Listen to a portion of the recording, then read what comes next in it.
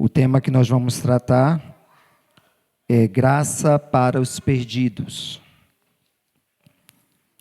Deixa a sua Bíblia aberta nesse texto que nós vamos depois recorrer a alguns versículos. Diz assim a palavra do Senhor. Evangelho segundo Lucas, capítulo 15, a partir do versículo 11. Jesus continuou: certo homem tinha 2 filhos. O mais moço deles disse ao pai: Pai, quero que o Senhor me dê a parte dos bens que me cabe. E o pai repartiu os bens entre eles. Passando não muitos dias, o filho mais moço, ajuntando tudo que era seu, partiu para uma terra distante e lá desperdiçou todos os seus bens, vivendo de forma desenfreada. Depois de ter consumido tudo, sobreveio àquele país uma grande fome e ele começou a passar necessidade. Então, foi pedir trabalho a um dos cidadãos daquela terra, e este o mandou para os seus campos a fim de cuidar dos porcos. Ali, ele desejava alimentar-se das alforropas que os porcos comiam, mas ninguém lhe dava nada. Então, caindo em si, disse: quantos trabalhadores do meu pai têm pão com fartura, e eu aqui estou morrendo de fome? Vou me arrumar, voltar para o meu pai e lhe dizer: Pai, pequei contra Deus e diante do Senhor. Já não sou digno de ser chamado teu filho. Trata-me como um dos teus trabalhadores. E arrumando-se, foi para o seu pai. Vinha ele ainda longe, quando seu pai o avistou e, compadecido dele, correndo, o abraçou e beijou. E o filho lhe disse: Pai, pequei contra Deus diante do Senhor. Já não sou digno de ser chamado de seu filho. O pai, porém, disse aos servos: traga depressa a melhor roupa e vistam nele, ponham um anel no dedo e sandálias nos pés. Tragam e matem o bezerro gordo. Vamos comer e festejar, porque este meu filho estava morto e reviveu, estava perdido e foi achado. E começaram a festejar. Ora, o filho mais velho estava no campo. Quando voltava e aproximando-se da casa, ouviu a música e as danças. Chamou um dos empregados e perguntou o que era aquilo. E ele informou: o seu irmão voltou e, por tê-lo recuperado com saúde, o seu pai mandou matar o bezerro gordo. O filho mais velho se indignou e não queria entrar. Saindo, porém, o pai procurava convencê-lo a entrar, mas ele respondeu a seu pai: faz tantos anos que eu sirvo o Senhor e nunca transgredi um mandamento seu. Mas o Senhor nunca me deu um cabrito sequer para fazer uma festa com os meus amigos. Mas, quando veio esse seu filho, que sumiu com os bens do Senhor, gastando tudo com prostitutas, o Senhor mandou matar o bezerro gordo para ele. Então o pai respondeu: meu filho, você está sempre comigo, tudo o que eu tenho é seu. Mas era preciso festejar e alegrar-se, porque este seu irmão estava morto e reviveu, estava perdido e foi achado. Amém? Vamos orar mais uma vez, curve sua cabeça. Senhor nosso Deus, estamos diante da Tua palavra. Carecemos da Tua graça, da Tua iluminação e que Teu Santo Espírito aplique poderosamente a porção bendita da Tua palavra nos nossos corações. É o que te pedimos em nome de Jesus. Amém. Amados irmãos, uma das questões comuns assim para quem tem TDAH é que a gente acaba perdendo muita coisa, esquecendo as coisas no lugar. A gente às vezes vai principalmente quando está na rua também, né? A gente vai para a rua, geralmente está com algumas coisas na mão para ter a garantia que não... Mas quando a gente entra no mercado, às vezes coloca a coisa em cima da banqueta e vai comprar alguma coisa. Na nossa cabeça, a gente trocou a coisa por sair com alguma coisa na mão. Então, na cabeça se eu entrei com uma coisa na mão e saí com uma coisa na mão, é a mesma coisa. E não é, né? Acaba ficando. Então, sempre tem aqueles hábitos de a gente ter que refazer o caminho, porque a gente perdeu ou esqueceu alguma coisa fora, principalmente quando a gente sai.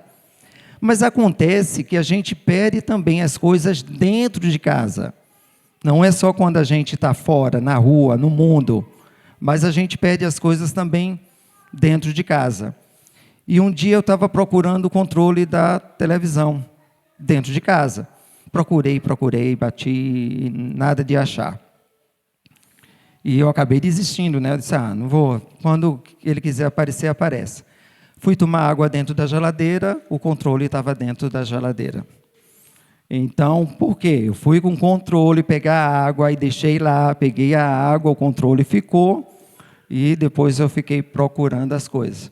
Então, há possibilidade de a gente perder as coisas fora de casa e dentro da própria casa. O texto que nós lemos traz justamente essa narrativa. O tema que nós vamos tratar é a graça para os perdidos.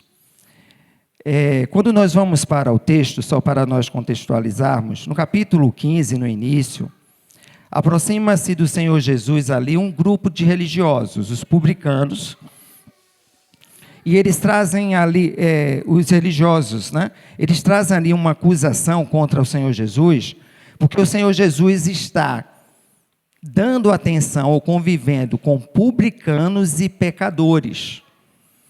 Olha, esse homem não é santo, esse homem não é o Messias prometido, diz ele.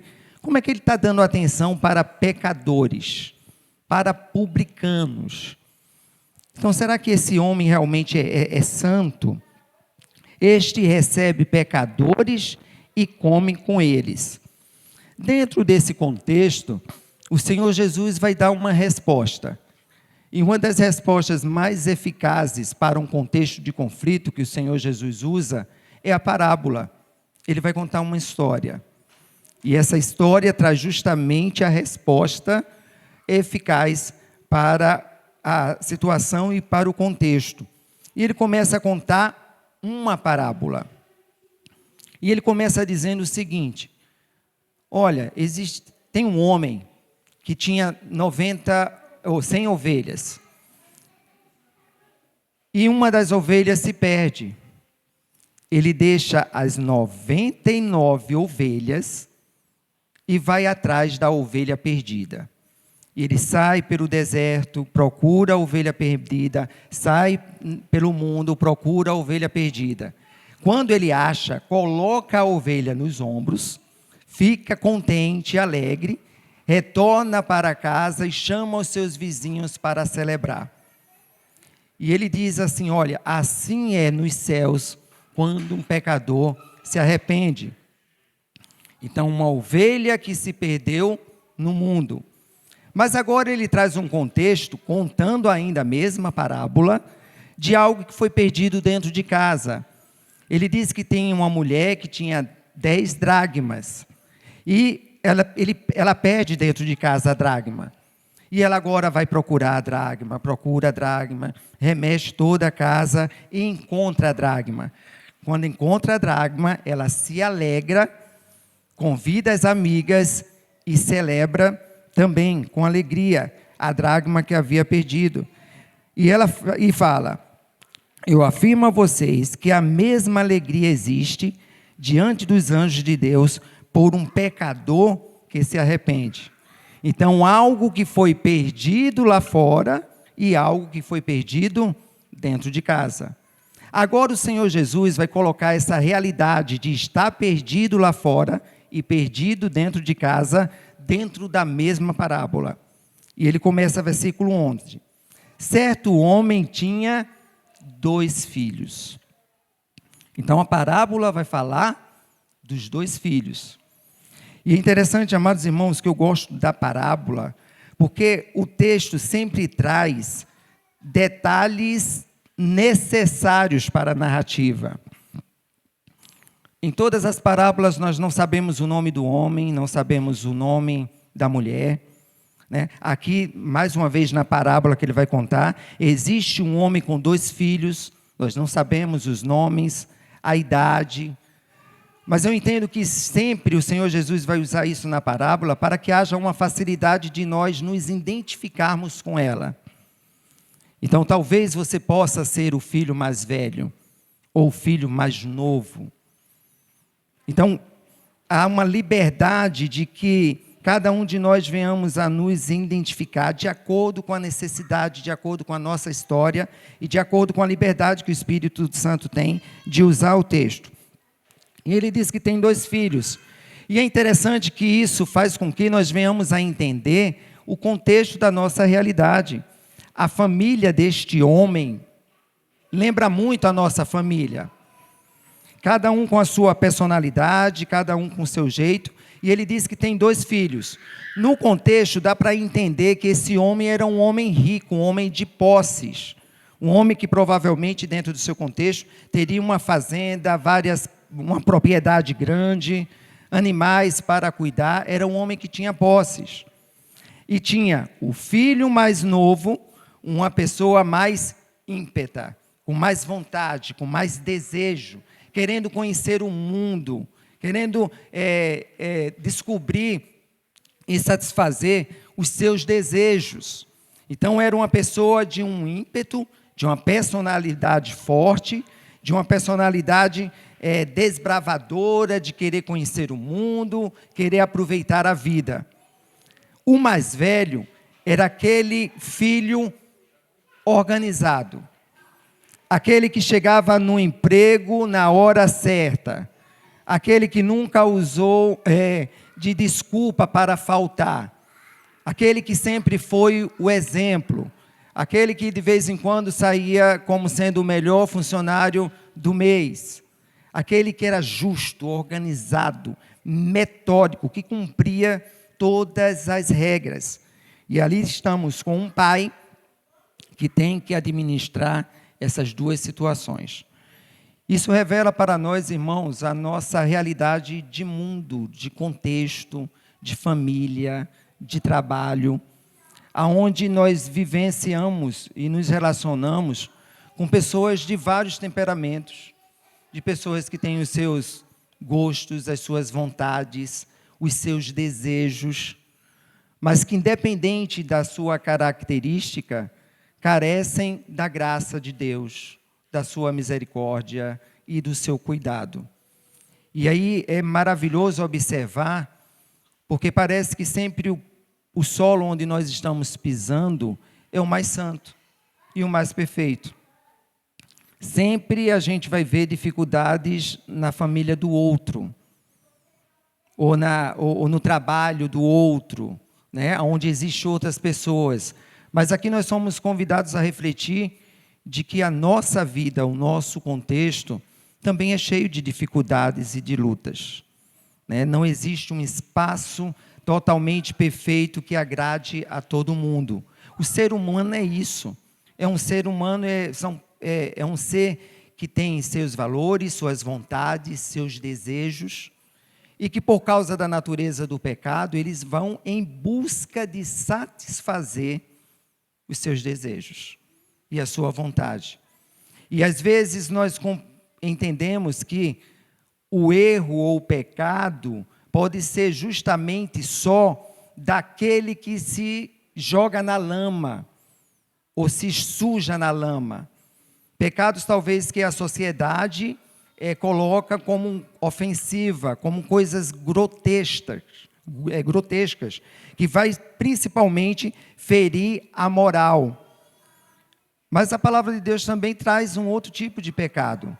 O pecado da autoconfiança, da vaidade, do mérito de pensar que por eu cumprir determinados padrões, ou não ser semelhante a outra pessoa que é pelo avesso, eu sou melhor. E aí saio julgando as pessoas. Por isso que o Senhor Jesus contou essa parábola, porque os religiosos da época estavam julgando o Senhor Jesus. Dizer, olha, ele não é santo, mas falando com pecadores, comendo com eles, vivendo com eles. E a ideia da religiosidade é justamente essa.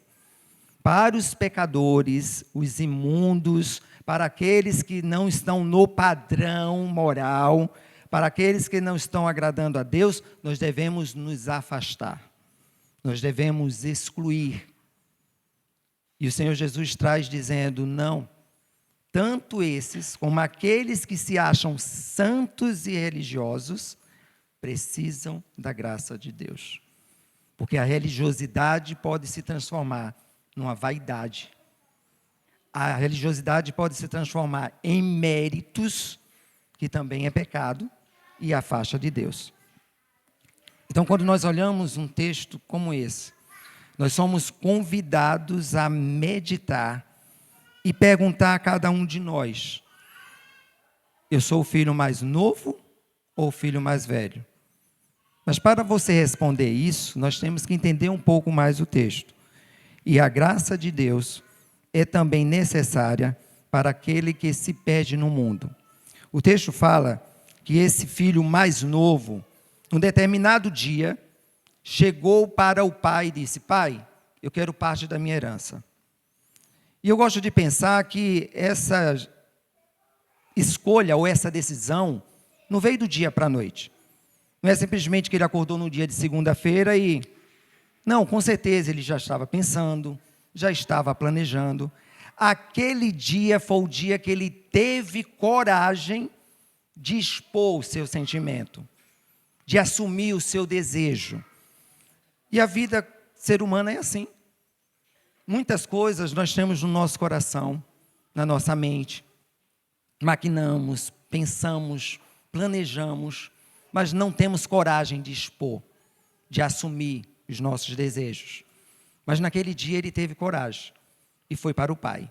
E disse, pai, eu quero a minha parte, a parte da minha herança. E aí nós vemos um pai amoroso, que olhando aquela situação e sendo ofendido, porque pedir herança, até no nosso contexto brasileiro é esse, né? É desejar que o pai morra, porque a herança só é dada quando o pai morre. E o pai não, mesmo ofendido, atende o seu pedido. E o texto diz que ele divide a herança para os 2 filhos.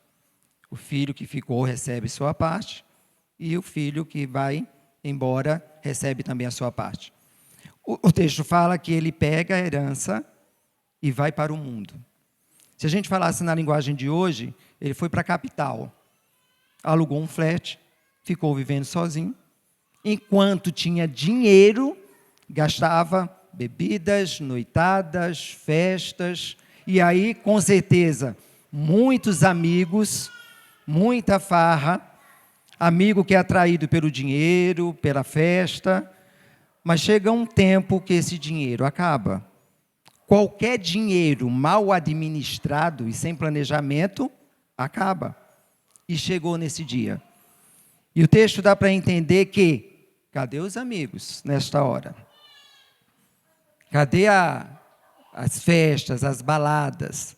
Agora, sem emprego, não tem como pagar um flat, vai ser posto para fora e tenta agora arrumar qualquer emprego para tentar sobreviver.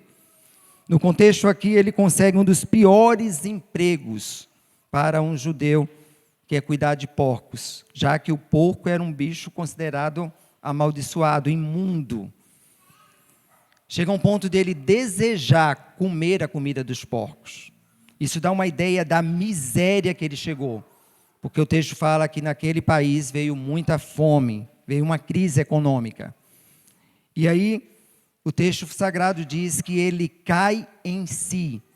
O cair em si, no grego, dá uma ideia de deu meia volta.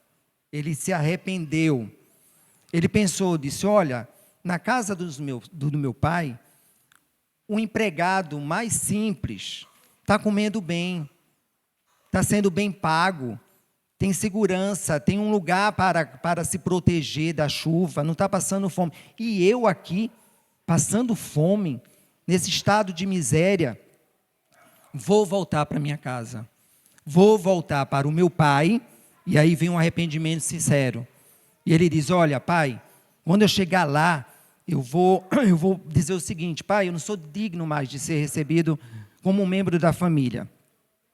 Eu quero simplesmente ser recebido como um dos teus empregados. E ele planeja, e ele vai, e ele volta. E faz todo esse percurso. E eu fico imaginando o que passou na cabeça dele até chegar em casa. O lamento, a miséria que passou, as dificuldades. Quando eu penso nisso, amados irmãos, eu tenho um filho agora que está entrando na adolescência, né? Quem já criou seus filhos na adolescência sabe o que é isso. Não é fácil. Mas com esse texto, eu aprendi uma coisa. Às vezes, a gente tem que deixar os nossos filhos partirem. Dói. É difícil para o pai. Mas quando uma coisa está já maquinada no coração, desejada no coração, e a gente às vezes tem que proteger, quer proteger tanto os nossos filhos.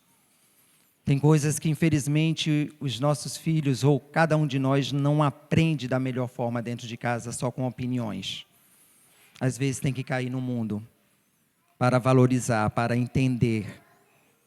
E eu sei que não é fácil para nenhum pai, mas eu vejo que aquele pai de coração deixou. Mas não quer dizer que esse filho se ausentou do coração do pai. Eu tenho certeza que como pai, aquele pai orava pelo seu filho. E o texto sagrado diz que ele tinha um desejo e uma esperança de que esse filho um dia voltasse. Porque ele fala, o texto, que todas as vezes ali, ele iria e olhava com esperança, esperando que o filho um dia voltasse.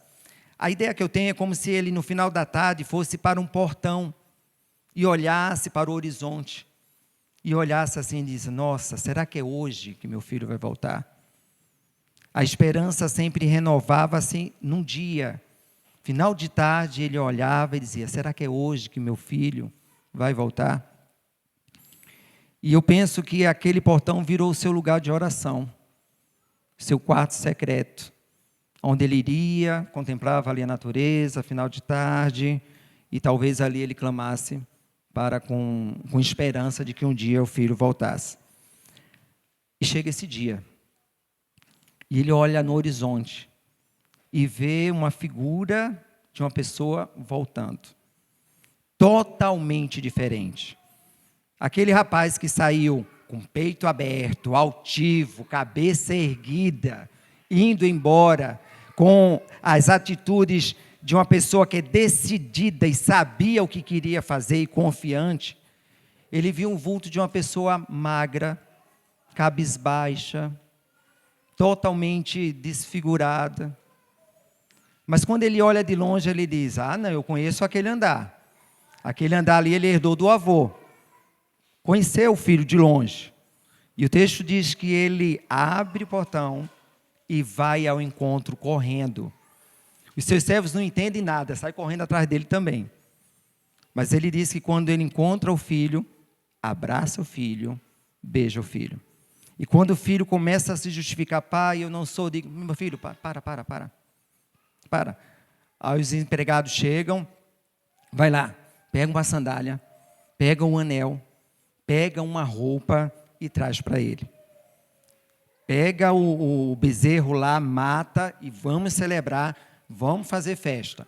Se fosse lá no Nordeste, dizia: chama o sanfoneiro, bota, né, sanfoneiro, festa, tudo, porque nós vamos agora celebrar, alegria, festa. E aí começa toda uma festa, começa toda uma alegria, e o texto ele diz: porque o meu filho estava morto, reviveu. Meu filho estava perdido, foi encontrado. E aí mostra a graça de Deus. Para uma pessoa que não soube valorizar as riquezas e as dádivas que o mundo tem, que Deus tem para dar para cada um de nós, mas deu evasão aos seus desejos, às suas vontades, estragou tudo. Mas quando nós olhamos na graça de Deus, que representa aquele pai, ele simplesmente acolhe, ele abraça, ele beija, ele vê quanto é maravilhoso a pessoa que estava perdida cair em si e voltar à razão, e voltar ao propósito qual foi criado. Amados irmãos, se fosse cada um de nós como pai, o que era que nós iríamos fazer? Está vendo? Eu falei para você. Se você tivesse me ouvido, aí é um sermão que o pai olha e diz, não, meu filho, você já aprendeu. Não preciso de nenhum sermão mais, né? Você já aprendeu. E temos aí os frutos da lição que você aprendeu. Abraça, colhe. E aí tem uma pergunta para nós. Que filho você é? Tem muita gente que tem receio de voltar para a igreja. E tem receio de voltar para Cristo, porque não sabe como vai ser recebido.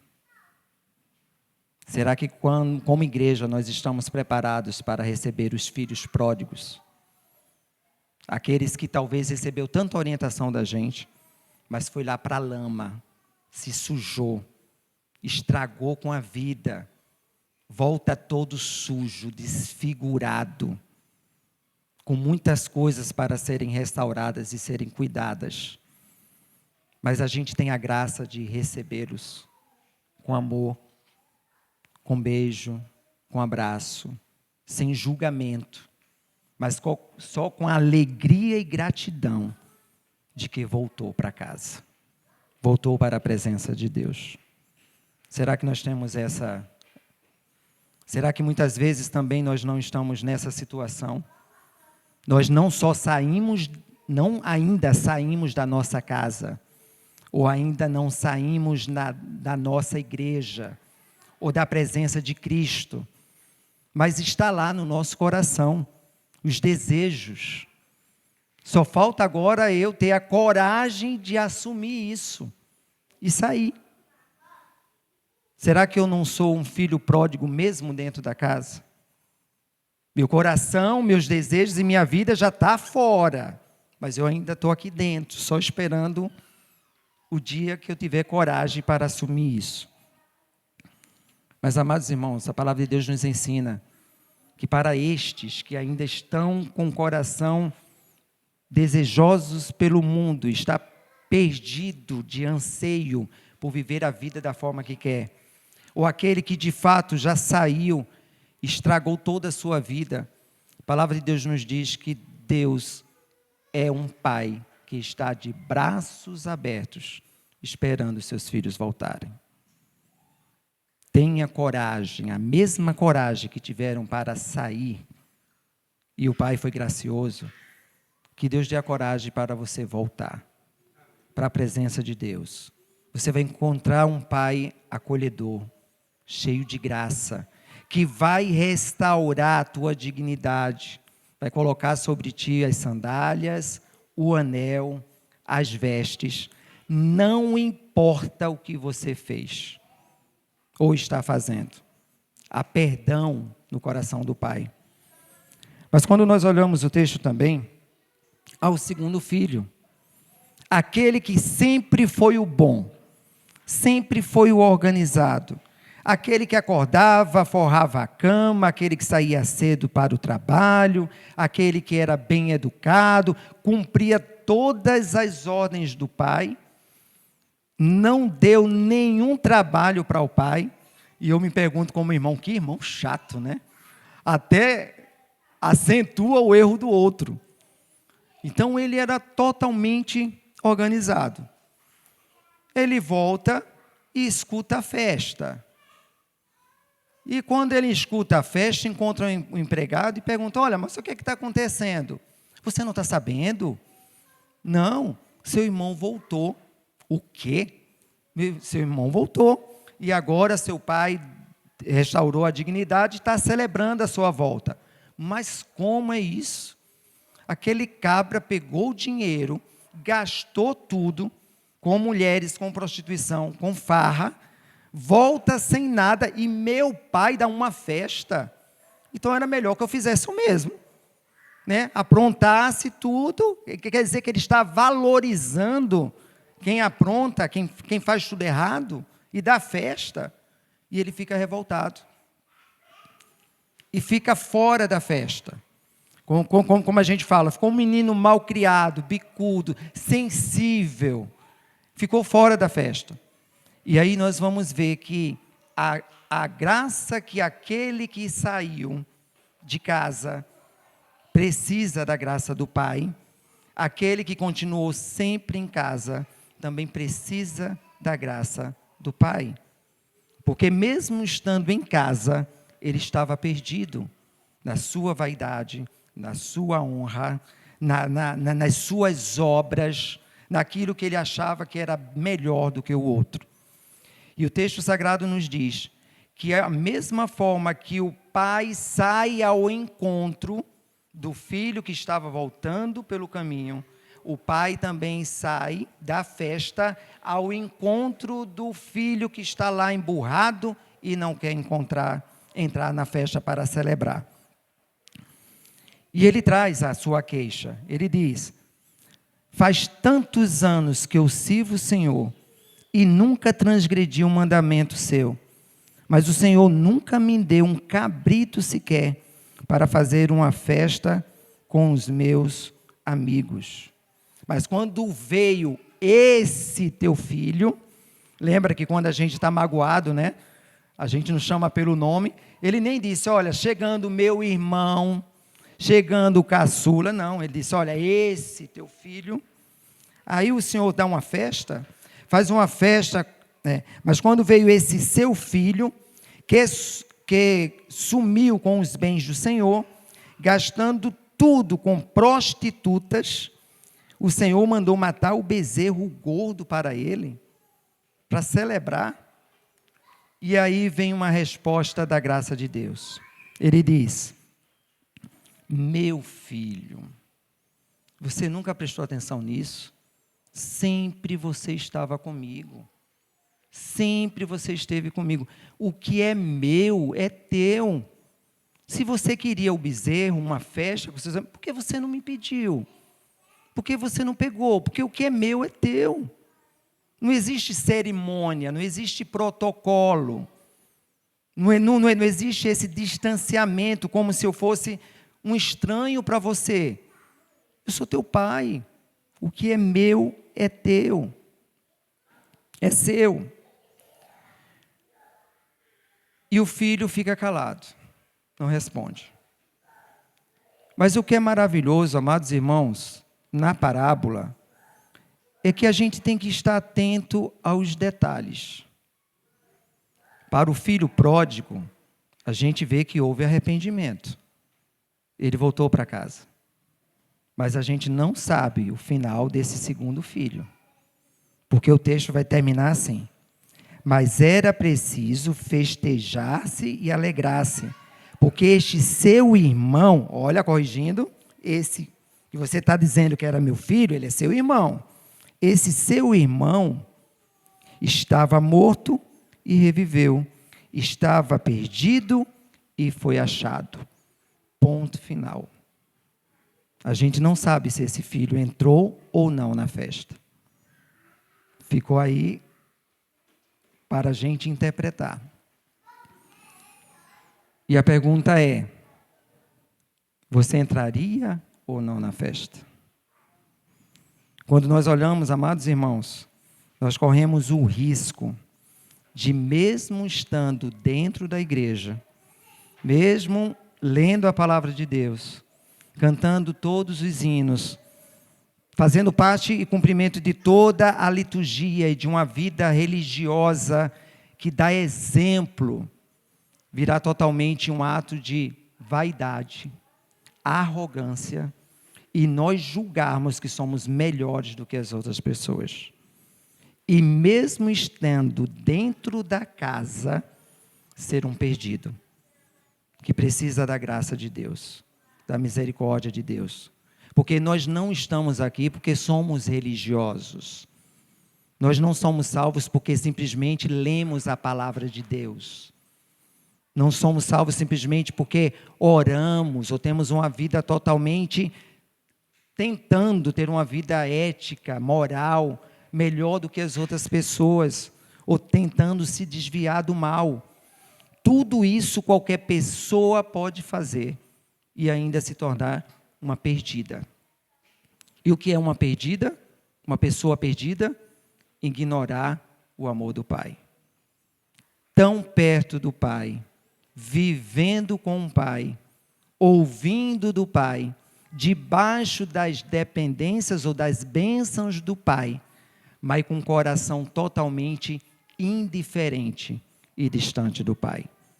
Totalmente perdido. E a pergunta é, qual dos dois irmãos você se identifica?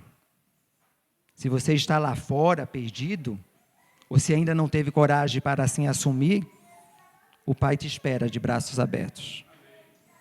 Mas se você também está dentro da casa, mas se julga o mais santo, o mais certo, a ponto de julgar até os outros que estão vindo, ou o irmão que está do teu lado, porque não está no padrão que você acha que deve ser, e tem orgulho, e as suas orações podem até ser, ó Senhor, obrigado, porque eu não sou como fulano de tal, não sou como, eu oro, eu leio a palavra de Deus, eu dou o meu dízimo, e isso se tornar vaidade, e talvez você pensar que é mérito disso, para que você seja escolhido e seja salvo, você está mais perdido dentro de casa do que aquele que está lá perdido no mundo. E a pergunta é, todos os dois precisavam, de fato, da graça de Deus. O que estava perdido lá fora e o que estava perdido dentro de casa. Porque a graça de Deus, amados irmãos, vem para aqueles, todos nós, que não merecemos. Nenhum dos dois mereciam. Mas o Pai continua lá presente, celebrando, convidando. Hoje, o Senhor Jesus ainda continua te chamando e convidando você. Filho, volta para casa. Volta para a presença do Pai. Desfrute das bênçãos que eu tenho. Eu te restituirei o anel, as sandálias, as vestes. É Ele que nos santifica, é Ele que nos purifica, é Ele que tira toda essa veste de podridão, de pecado, e nos dá vestes novas que foram lavadas no seu sangue, purificador. É Ele que coloca em nós o selo do Espírito Santo, mostrando que nós somos dele, fazemos parte da família dele, somos o seu povo, os seus eleitos, mas Ele continua convocando e convidando. Mas para aqueles que foram contaminados e seduzidos pelo espírito da religião, o Senhor também nos convida para tirar essas vestes e realmente cair e revestir-se da dependência de Deus. Amados irmãos, que Deus abençoe. Porque esse Pai continua acolhendo, abraçando e esperando que todos os seus filhos voltem. Quem sabe que hoje não é o dia de você voltar para o Senhor, para a presença do Senhor. Que o Espírito Santo de Deus aplique poderosamente no seu coração. E que você encontre em Deus, Pai, todo amor, toda graça e toda misericórdia que cada um de nós, filhos, necessitamos. Amém. Oremos ao Senhor. Soberano Deus, Pai que está nos céus, nós te louvamos e te agradecemos, ó Deus, pela tua graça, pela tua misericórdia e pelo teu acolhimento. Vem, Senhor, ao encontro de cada um de nós. Filhos que estão perdidos lá fora, filhos, ó Deus, que estão perdidos dentro de casa. Precisamos, ó Deus, do teu amor, da tua graça. E que tu renove, ó Deus, no coração dos pais, daqueles que têm, ó Deus, pessoas que se desviaram do teu caminho, que estão afastadas de ti. Renova a esperança de ver, ó Deus, e crer que estes voltarão para a tua presença, segundo a tua santa vontade. Que nós possamos fazer deles também alvo das nossas orações, das nossas intercessões, mas celebrar e se alegrar quando o milagre da conversão, do novo nascimento, surgir, ó Deus, no coração de cada um deles e no nosso. Nós te louvamos e te bendizemos por tudo, em nome de Jesus. Amém. Amém.